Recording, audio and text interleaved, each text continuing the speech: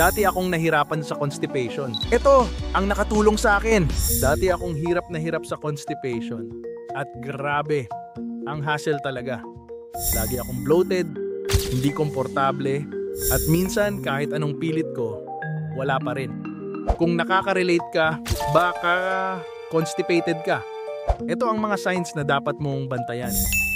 Mas kaunti sa 3 beses na pagdumi sa isang linggo. Matigas ang dumi. Hirap sa pag-ire or feeling na may natira pang dumi sa loob.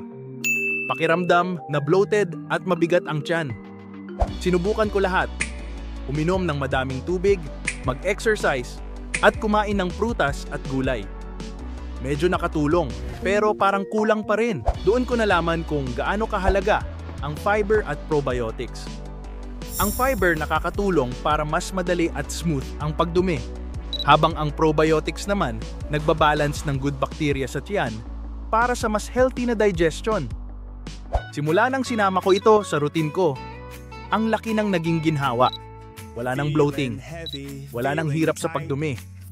Mas magaan at mas komportable na ako. Kung sawa ka na sa struggle ng constipation, bigyan ng tamang support ang tummy mo.